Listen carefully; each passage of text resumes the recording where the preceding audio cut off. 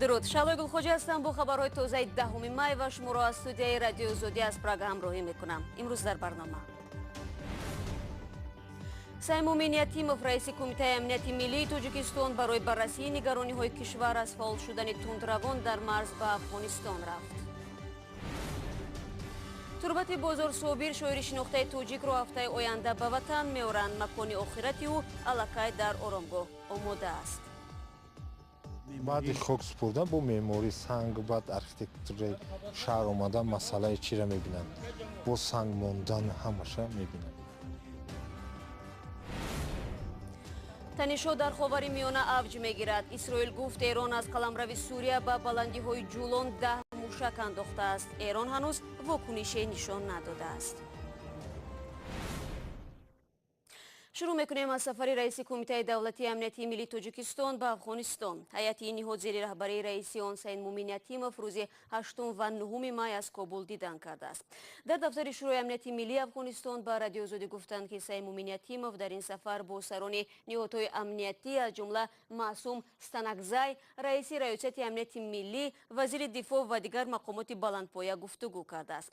تامین امنیت در مرزها، مبارزه با تروریسم، جلوگیری از قاچاق مواد مخدر از موضوعهای محوری صحبت طرفها بوده است. سفر رئیس کمیته امنیتی ملی به کابل در حال صورت میگیرد که هفته پیش فرمانده نیروهای مرزبانی تاجیکستان گفت که طالبان هزاران جنگجوی خود را به مرز تاجیکستان نزدیک آوردند. در دوشنبه برای دفن جسد بازار صابر شاعر شناخته تاجیک آمادگی میگیرند. انتظار می رود که تربت شاعری معروف از امریکا به وطن 14 می آورده شود، اما مکان آخرت بازار صابر الکای در آرامگاه معروف پایتخت تعیین شده است. میرزا نبی خالقزاد به محل دفن ادیب شناخته تاجیک رفت. با معماری سنگ بعد آرکیتکتور شهر آمدن مسئله چی را می‌بینند؟ با سنگ ماندن همش می‌بینند. بازار صابر شاعر معروف تاجیک بعد بیماری طولانی راههای نفس روز 1 می در یک شفاخانه شهر سیاتل امریکا درگذشت. بعد دستور رئیس جمهور امام علی رحمان برای آوردن جسد شاعر، رئیس شهر دوشنبه امر داد که جسد شاعر در آرامگاه لوچاب مکان دفن شخصیت‌های معروف به خاک سپرده شود.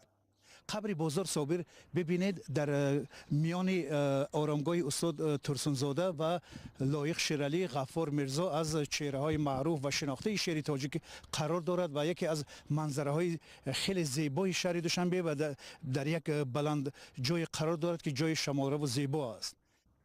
دختر شاعر شاگونه صابر امروز به ما گفت جسد پدرش روز دوشنبه به تاجیکستان آورده می شود.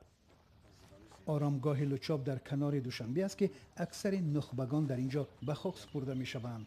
سال پیش بعد نوسازی باغ عینی تربت چند چهره شناخته دیگر را به این آرامگاه کوچ دادند، از جمله جسد کمال عینی فرزند صدرالدین عینی، همسرش مقدمه اشرفی، رهبران وقت تاجیکستان شوروی باباجان غفورов، جبار رسولov و شاعر معروف باقر رحیم‌زاده به اینجا آورده به خاک سپردند.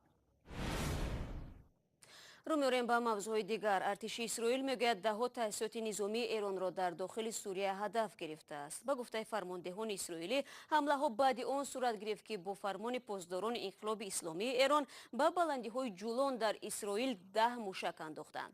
مقامات ایران به این بیانیه‌های اسرائیل پاسخ ندادند. تنش بین ایران و اسرائیل بعد آن اوج گرفت که آمریکا 8 می اعلام کرد از سازش اتمی ایران خارج می‌شود، اما چین و بریتانیا و فرانسه و آلمان و روسیه گفتند که در این سازش میمانند. من از نیوشا بغراتی خبرنگار رادیوی فردا که همین موضوع را پیگیری میکند پرسیدم آیا اتحادیه اروپا و بقیه قدرت‌های جهانی امکان تامین اجرای کامل سازش را دارند یا نه؟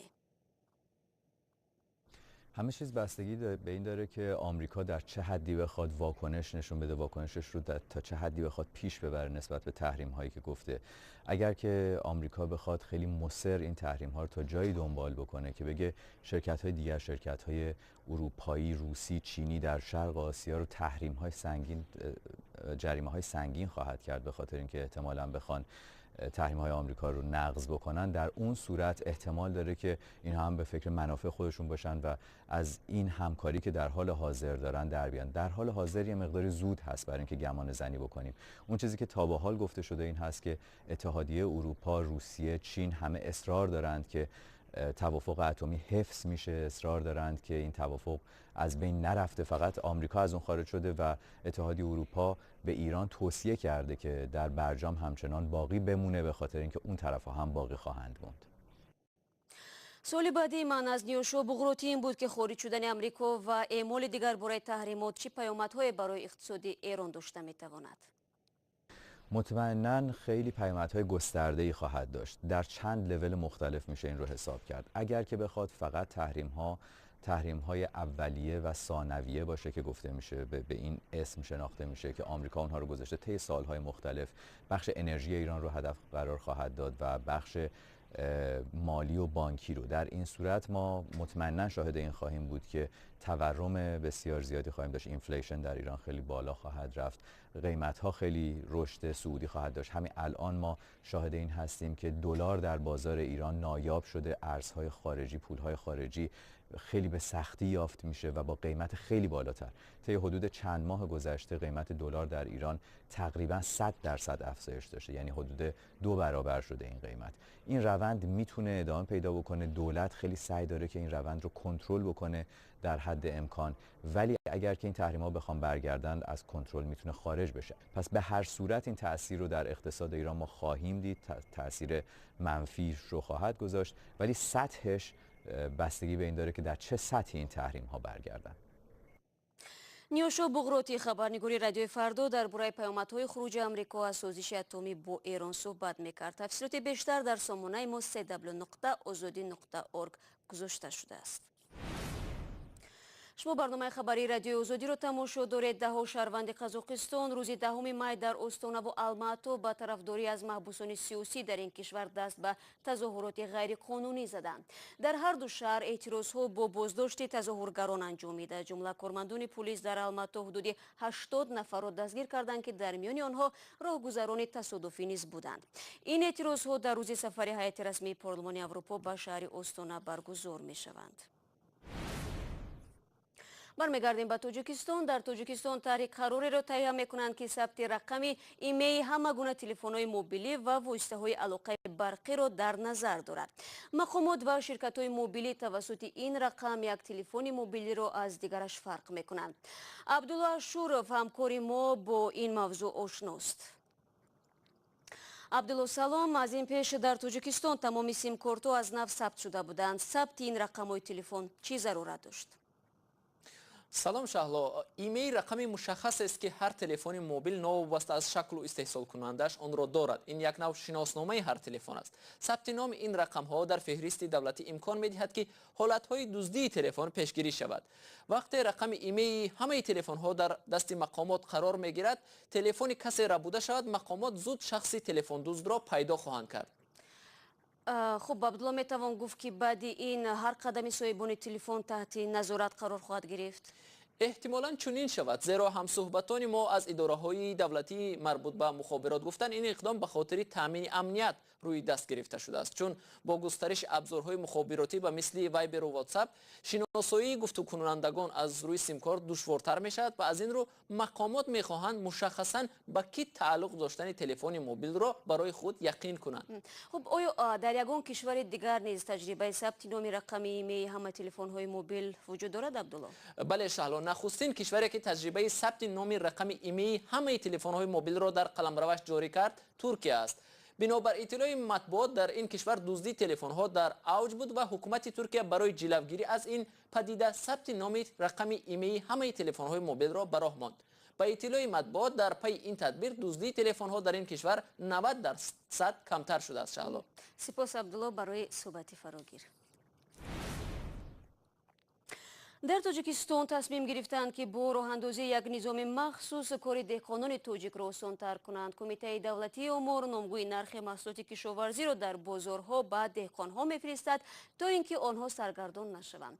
تا کجا این نظام در شرایط دهاتی تاجیکستان برای خواجگی‌های دهقانی مفید است؟ همکاران ما از نستایش وریما تحلیل کردند.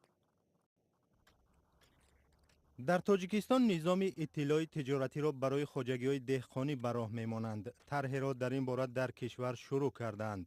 شماره چنین خواجگی‌ها از 100,000 بیشتر است. کشاورزان می‌گویند برای نرخ‌گذاری محصولاتشان مجبورند به بازار بروند و نرخ و نوا را با چشمان خود ببینند.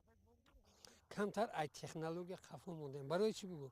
وقتی که کار نمیکنی رفت آمد نیست، خطی جمعیت معاشرت نمیکنی کو کمتر خفه میزنیم. من هم سر زمین ما میبینیم کار خودمون نمیکنیم، دیگه چیکار کنیم؟ او سیستم نرخ‌نمایی خیلی را استفاده نمیبریم. میرن که بسر بودرینگ محصولات خیلی چیزا میرن تا شدنشان یا میبینیم نرخ نوا را با عوض سیستم مثال ارزان میفروشیم. نمیخوام کننده. از این بعد آنهایی که به اینترنت دسترسی ندارند نرخ و نوا را درباره محصولات کشاورزی 2 مرتبه در یک هفته طریق SMS یا پیامک دریافت میکنند. پیامک ها را دهقانان می توانند با تلفن های ساده موبیلی هم دریافت کنند. در اول این خدمات رایگان اما بعداً پولکی می شود. مبلغش هنوز معلوم نیست ولی مؤلفان برنامه باور دارند که طلبات به خدمات آنها زیاد می شود. ما بین 500 خواجگی‌های دهقانی پرسش انجام دادیم. هدف اساسی معین کردن دانش‌های تکنولوژی آنها بود. یعنی از کدام نوع تلفن استفاده می‌کنند، عادی یا هوشمند. آیا به چنین خدمات و قبول پیامک‌ها آماده‌اند؟ به کدام نوع معلومات نیاز دارند؟ کشاورزان معلومات درباره نرخ 25 محصولات اساسی و کشاورزی را دریافت خواهند کرد. اطلاع را کمیته دولتی آمار آماده می کند. طبق نقشه در آینده فهرست محصولات زیاد می شود. Картошка, помидор, лук и в соответствии с регионом это کارتوشکا، پومیدور، پیاز این وابسته به منطقه است. مثلا در ترسونزاده نرخ برنج، در اسفره و کانیبادام نرخ زردآلوی خوش. قیمت سوزشواری قرب دلار و یورو. بعدا نرخ تخمی ها، موادهای کیمیاوی و نوری ها پیشنهاد می شود. курсу доллара и евро. مؤلفان برنامه میگویند نظام نو نه تنها برای کشاورزان بلکه برای نهادهای دولتی، سازمانهای خارجی و شرکت‌های کنسالتینگی مشغول با بخش کشاورزی مفید خواهد بود. و در شهر دوشنبه در دایره روزهای فرهنگی عربستان سعودی حقوق زنان این کشور بحث شد. نمایندگان عربستان سعودی گفتند مقامات هدف گذاشتند که به تدریج در این کشور اسلام مدنی جای اسلام افراطی را بگیرد. عربستان سعودی تلاش دارد که در کشور برابر حقوقی زن و مرد تامین باشد. طبق یک برنامه رشد قرار است تا سال 2030 اکثر مشکلی های زنها و دختران از بین برده شود. این نکته را البکر فیضی استاد دانشگاه ریاض عربستان سعودی در همایش مکالمه زنهای کشور خود و تاجیکستان بیان کرد. این نشست در دایره روزهای فرهنگی عربستان سعودی در تاجیکستان برگزار شد. خانم فیضیه عضو کمیسیه تأمین برابر حقوقی زنهای شاهیگری عربستان است. با گفته او 3 سال قبل بیش از 200,000 زن در این کشور در اداره و سازمان ها کار میکردند. حالا این رقم به 5 میلیون رسیده است. تأمین برابر حقوقی زنها در عربستان سعودی به دلیل مذهبی بودن جامعه دشوار است و مقامات هدف گذاشته است که به تدریج در کشور اسلام مدنی جایگزین اسلام افراطی گردد. زنان تاجیک هم در این نشست از موقع و برد و باخت خود گفتند. با وجود مشکلات با گفته زنان فعال تاجیک از نگاه حقوق و آزادی ها و از اینجا به مراتب بهتر از زنان در عربستان است. زنان ما در پارلمان هستند و برای قبول قرارها و سندهای معیاری حقوقی سهم ارزنده دارند. در عربستان سعودی نظام دولتداری دینی است و یک جامعه مرد سالار است. سالهای اخیر خاندان شاهان سعودی بعض سختگیری ها را نسبت به زن حذف کردند و از همه مشهورترین تشبس‌هایشان اجازه زنان برای تماشای بازی‌های ورزشی و گرفتن شهادتنامه رانندگی بود.